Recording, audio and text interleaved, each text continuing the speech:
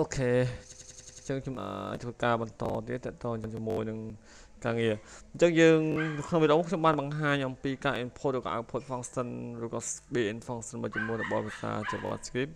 តែខ្ញុំនៅជំពាក់លោកអ្នកមួយអំពីការប្រើ GUI ឬក៏ waveform តែនៅពេលវីដេអូបន្តគឺខ្ញុំចាប់ផ្ដើមធ្វើការបង្ហាញ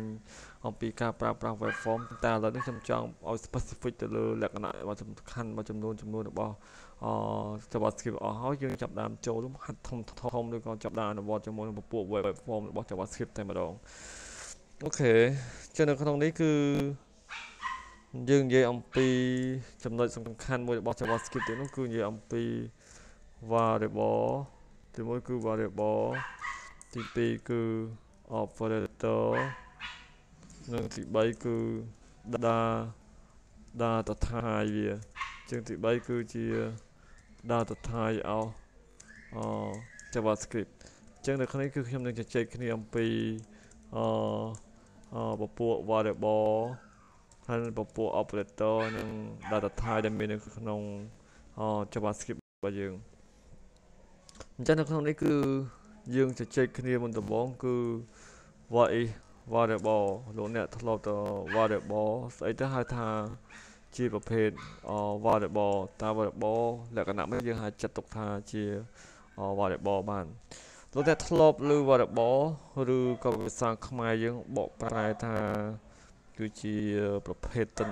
គឺជាប្រភេទអញ្ញត្តិហើយបើលោកអ្នកឮតែអញ្ញត្តិប្រហែលជាលោកអ្នកស្គាល់ថាអ្វីជាអញ្ញត្តិតែនៅក្នុងភាសា JavaScript ឬក៏ភាសាណាក៏ដោយឲ្យតែពាក្យថា language គឺថាសឹងថាគ្រប់ភាសា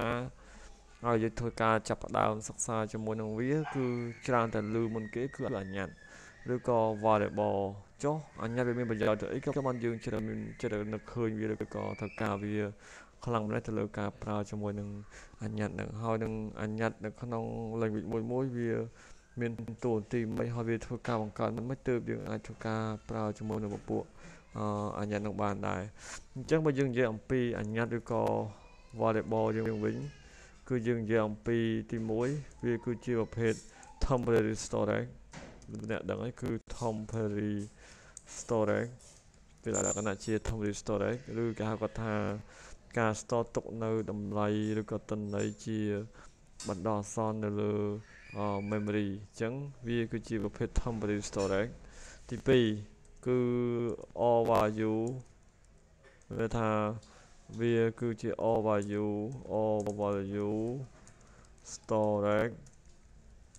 in variable ចឹង store នៅក្នុង variable គឺ នៅលើ variable គឺវត្តមានគឺនៅលើ RAM ចឹងគឺមានន័យថាយើងអាចរកតម្លៃដែលយើងបានបោះចូលទៅក្នុងទៅទុកនៅក្នុង variable នោះគឺវាមានវត្តមាននៅលើ RAM ឬក៏នៅលើ memory របស់យើងហើយសួរថា variable ធ្វើអីទៀត variable ហ្នឹងគឺជា special វាជា special variable វាជា special អញ្ញត្តិមួយអញ្ចឹងពាក្យថា special យើងដឹងថាមានវត្តមានវាគឺសំខាន់បំផុតគឺវាជា special variable ដែលវាអាចធ្វើការយកតន័យមានន័យថាវាអាចយើងដាក់តន័យបញ្ចូលទៅតាមរយៈវាទៅហើយយើងអាចយកវាទៅធ្វើការធ្វើលក្ខណៈជាយកទៅធ្វើការធ្វើជាប្រមាណវិធីយើងអាចយកធ្វើជា calculate ឧទាហរណ៍អញ្ចឹង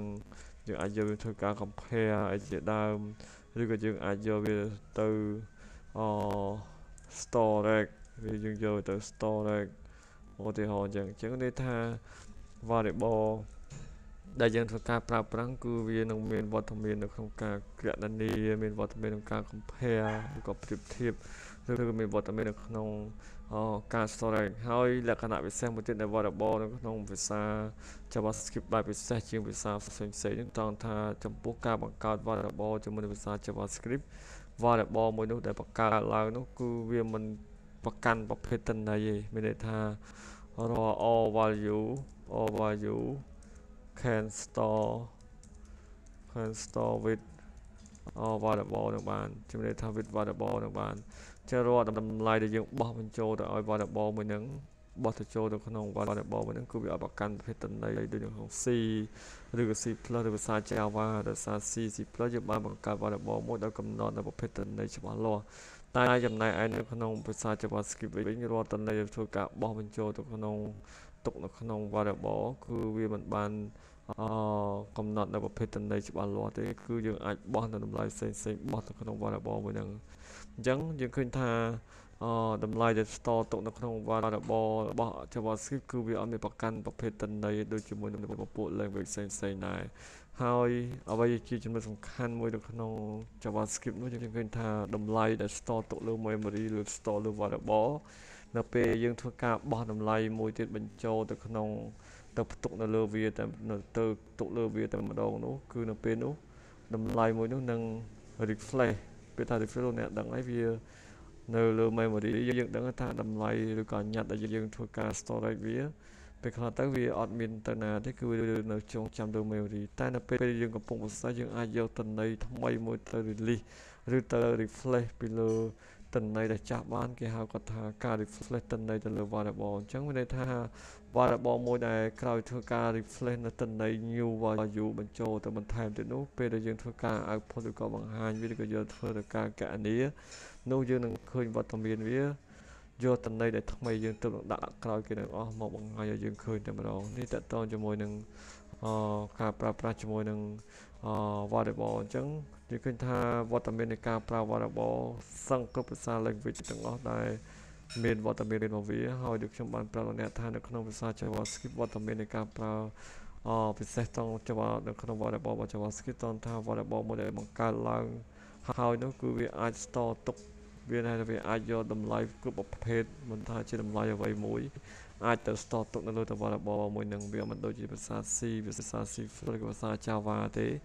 ដែល variable មួយដែលធ្វើការបង្កើតហើយ variable ជាប្រភេទចំនួនគត់ឬក៏ប្រភេទជាលេខគឺវាផ្ទុកបានតែជាប្រភេទលេខទេបើមិនបើយើងបោះជា string បោះអីឲ្យវានោះវានឹងមាន error កើតឡើងតែម្ដងនេះចំពោះការ variable ហើយលោកអ្នកត្រូវចាំថា variable គឺជាប្រភេទ temporary storage ដែលវាអាចទទួលការ store នៅ value របស់យើងជាបន្តអសន្នលើ memory ហើយការ store ទុកតំណែងរបស់យើងវាឃើញថាបើសិនមានតំណែងមួយថ្មីដាក់បញ្ចូលនោះគឺវានឹងចាប់ដើមធ្វើការ refresh នៅតំណែងថ្មីនោះចូលទៅលើតំណែងដែលចាស់យើងតែម្ដងហើយនៅក្នុងការបង្កើត variable របស់ភាសា JavaScript ក៏វាមិនជាចំណុចអ្វីដែលលំបាកសម្រាប់អ្នកក្នុងការបង្កើតដែរគឺលោកអ្នកគាត់ប្រើ syntax ដោយគាត់នឹងប្រើជាមួយនឹង keyword var ហើយលោកអ្នកគាត់នឹងប្រើជាមួយនឹង variable name ប៉ុណ្ណេះមកប៉ុណ្ណេះគឺយើងបាន variable មួយដែលកើតចេញពីក្នុងការបង្កើតជាមួយនឹងភាសា JavaScript ហើយនៅក្នុងJavaScript នឹងដែរក៏វាមានការបង្កើតនៅvariable បែបចេះដែរយើងអាចប្រើ var ហើយមានន័យថាយើងអាចបង្កើត variable ចេះមកយើងដាក់ variable នេះយើងមានន័យថា variable name ទី1ទី2យើងអាចប្រើ variable name ទី2ឧទាហរណ៍អញ្ចឹងមានន័យថាយើងអាចធ្វើការបង្កើត variable បានចាស់ហើយបញ្ចប់ដោយប្រើ semicolon វិញឬក៏លោកអ្នកអាចបង្កើត syntax បែបចេះ syntax 3ដែលលោកអ្នកអាចប្រើជាមួយនឹង var នៃ variable name ទី1ក្បៀសអត់ទៅស្មើជាមួយនឹង value ចេះតែម្ដងក៏មានដែរចឹងនេះចំពោះការបង្កើត variable ហើយនៅក្នុងការបង្កើត variable ដែរលោកអ្នកត្រូវតែគោរពនៅ syntax ប៉ុណ្ណេះដើម្បីអាចបង្កើតជាមួយនឹងvariable ជាមួយនឹងភាសាJavaScript របស់យើងបានដែរអូខេអញ្ចឹងដើម្បីធ្វើការបង្កើត variable មួយលោកអ្នកត្រូវតែគោរពនៅ rule មួយចំនួនអញ្ចឹងខ្ញុំអាចនិយាយអំពី rule មួយចំនួន rule of declaration variable declaration variable អញ្ចឹងយើងមាន rule មួយចំនួនដើម្បីឲ្យលោកអ្នកធ្វើការ declaration variable បានអញ្ចឹង rule ទី1នោះនៅក្នុងការប្រកាសបញ្ញត្តិជាមួយនឹងភាសា JavaScript ក៏ភាសាណាមួយផ្សេងទៀតជាធម្មតាលោកអ្នកក៏បីគួរតែកុំប្រើជាមួយនឹងពពួកគេហៅថា special symbol លោកអ្នកប្រហែលស្គាល់ហើយពពួក special symbol អញ្ចឹងលោកអ្នកគួរតែកុំប្រើជាមួយនឹង special symbol អញ្ចឹង special symbol វាមានដូចជាសញ្ញាផ្សេងៗជាសញ្ញាភាគរយឧទាហរណ៍ជាសញ្ញាផោនសាយយ៉ាងទាំងឬក៏ជាសញ្ញាដកជាសញ្ញាស្បូកជាសញ្ញាស្មើយ៉ាងឧទាហរណ៍អញ្ចឹងយើងមិនអាចគប្បីគួរតែកំប្រើជាមួយនឹងពពួក special variable អស់នេះដើម្បីនៅក្នុងការប្រកាសនៅ variable របស់ភាសា JavaScript អញ្ចឹងវាមាន special variable ច្រើនដែលគប្បីលោកអ្នកគួរតែកុំយកវាមកធ្វើការប្រកាសជាមួយនឹង variable របស់ភាសា JavaScript យើងដែរហើយនៅក្នុង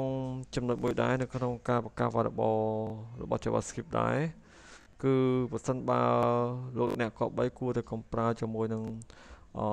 space ប្រើ space មិនមានន័យថាយើងលោកអ្នកគួរតែគប្បីកំប្រើជាមួយនឹង blank space ឬក៏គេហៅគាត់ថាblank space អញ្ចឹងគឺហៅថាដំណក់ clear នោះគឺលោកអ្នកគួរតែគប្បីកំប្រើជាមួយនឹងដំណក់ clear នៅពេលដែលលោកអ្នកធ្វើការប្រកាស variable មួយឬក៏ប្រកាសអញ្ញត្តិដែលមានប្រភេទ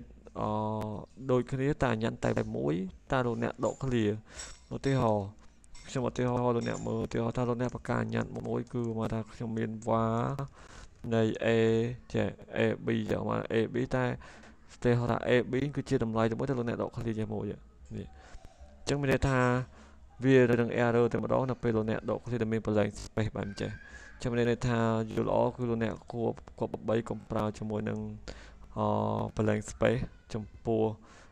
ការប្រកាសអញ្ញត្តិមួយដែលជាប្រភេទអញ្ញត្តិដូចគ្នាឬក៏អញ្ញត្តិរបស់លោកអ្នកចាប់ប្រកាសអញ្ចឹងបាទ AB លោកអ្នកក៏var AB អញ្ចឹង AB ជាប់ជាខ្មងក៏បានដែរចឹងន័យថានេះគឺជាចំណុចល្អតែនេះគឺ invalid ហើយសម្រាប់អ្នកប្រកាសអញ្ញត្តិតាមបែបជាគេហៅគាត់ថាជា invalid ហើយអញ្ចឹង invalid variable នេះចឹងមានន័យថាបើលោកអ្នកប្រកាស variable បែបជាគេហៅគាត់ថា invalid variable មួយទៀតគឺគេហៅគាត់ថា valid variable variable លោកអ្នកធ្វើការប្រកាសដែលមានលក្ខណៈតម្លៃឬក៏ variable ឈ្មោះនឹងមានលក្ខណៈដូចគ្នាទីយើងឲ្យវាជាប់គ្នាតែម្ដងទៅគឺនេះគេហៅគាត់ថា invalid valid variable តែម្ដងទៅលើចំណុចមួយទៀតដែរបើសិនបើលោកអ្នកចង់ដក clear បើសិនបើមិនថាវាត្រូវតែដក clear ហើយវាមិនអាចអត់ដក clear បានទេបើលោកអ្នកតែដក clear នោះនៅក្នុងភាសា language ក៏វាបានឲ្យលោកអ្នកផ្ដល់ឲ្យប្រើនៅសញ្ញាពិសេសមួយនោះគឺសញ្ញាពិសេសមួយគេហៅគាត់ថា underscore ប្រហែលជាលោកអ្នកស្គាល់ហើយពាក្យថា underscore ឬក៏សញ្ញាចេះមួយនេះគេហៅថា underscore អញ្ចឹងក៏បីបើលោកអ្នកចង់ធ្វើការដក clear នៅអញ្ញត្តិគឺក៏បីលោកអ្នកអាចប្រើជាមួយនឹង underscore លើឧទាហរណ៍ដូចជាឧទាហរណ៍ខាងលើបើសិនលោកអ្នកចង់ធ្វើការដក clear គឺ var នៃ a ចេះយើងអាចទាញជាមួយ b ចេះមានន័យថានេះក៏ជាចំណុចមួយល្អបើសិនមកលោកអ្នកប្រើ underscore តបានចេះដើម្បីយើងដឹងថា variable ab ហ្នឹងគឺជា variable តែមួយហើយដោយការតបជាប់គ្នាការប្រើជាមួយនឹងនៅ underscore នៅក្នុងការប្រើប្រាស់របស់វាហើយនៅក្នុងចំណុចបន្តទៀតគឺយើងឃើញថាការបង្កើតអញ្ញត្តិដែលល្អឬក៏គ្រប់គ្រាន់នៅក្នុងការប្រើប្រាស់នោះគឺអញ្ញត្តិដែលលោកអ្នកប្រកាសក៏បីគឺងាយស្រួលក្នុងការអានគឺកុំឲ្យវែងពេកឧទាហរណ៍ថាទីមួយគឺកុំឲ្យមានលក្ខណៈ long character មានន័យថាចូលលក្ខណៈជា character មានច្រើនអញ្ចឹងលោកអ្នកអាចប្រកាសវាដោយជាអញ្ញត្តិខ្លីៗហើយលក្ខណៈជា short character ឧទាហរណ៍លោកអ្នកអាចប្រកាសវាលក្ខណៈជា short character ដែលកុំប្រកាសវាលក្ខណៈជា long character ខ្លាំងពេកហើយ character ដែលប្រកាសក៏គួរតែ complete ពេកមានន័យថាកុំឲ្យវាលក្ខណៈជា complete character ពេកឧទាហរណ៍ថា character ខ្លះលោកអ្នកប្រកាសទៅស្មុគស្មាញញ៉ៃមកថា AB មកថា AB លោកអ្នកប្រកាស AB ហើយមាន AB ស្អីចឹងមកឧទាហរណ៍ចឹងនៅពេលនេះគឺវាធ្វើយើងពិបាកខ្លួនឯងអញ្ចឹងបានយល់ល្អបើរបស់លោកអ្នកប្រកាសគឺកុំឲ្យវែងពេកហើយក៏ឲ្យវាខ្លីពេកកុំឲ្យថាឲ្យវាខ្លីពេកក៏ឲ្យវែងពេកតែឲ្យល្មមហើយ កុំឲ្យប្រកាសគឺត្រូវក៏មិនកុំឲ្យមានលក្ខណៈជា complete គឺស្មុគស្មាញខាងពេកទៅលើការប្រកាសជាមួយនឹង variable គឺវាបើយើងប្រកាសនៅមានលក្ខណៈងាយស្រួលមិនសូវស្មុគស្មាញគឺមានន័យថាវាអាចផ្ដល់លទ្ធភាពយើងងាយស្រួលក្នុងការប្រើប្រាស់ឬក៏ងាយស្រួលក្នុងការមើលវាតែម្ដងដោយមិនពិបាកសម្រាប់យើងតែម្ដងនេះចំពោះការប្រកាស variable ជាមួយនឹងអឺ complete ក៏វាលក្ខណៈជា complete ខ្លាំងពេកហើយ variable ដែលយើងធ្វើការប្រកាសក៏គប្បីគួរតែអកុំប្រើនៅពពួកតួអក្សរមួយចំនួនឬក៏គួរគប្បីកុំប្រើជាមួយនឹងពពួកថាពពួក built-in function ដែលជាដើមនេះក៏លោកអ្នកគួរកុំប្រើដោយប្រើយក built-in function របស់ភាសា JavaScript មកប្រកាសមកធ្វើជាអញ្ញត្តិបានដែរដោយសារវាគឺជារបស់ដែលមានហើយអញ្ចឹងយើងមិនអាចធ្វើការយកវាមកធ្វើការប្រកាសឬក៏ប្រើវាបានដែរអូខេចឹងនេះលក្ខណៈមួយចំនួនដើម្បីជជែកគ្នាអំពីការប្រកាសអញ្ញត្តិឬក៏នៅក្នុងអញ្ញត្តិមួយដើម្បីឲ្យប្រកាសមួយទៅល្អបានគឺយើងអាចទៅការពឹងលើចំណុចមួយចំនួនដែលខ្ញុំបានធ្វើការពន្យល់បែបនេះតកតងជាមួយនឹងការប្រកាសអញ្ញត្តិនៅក្នុង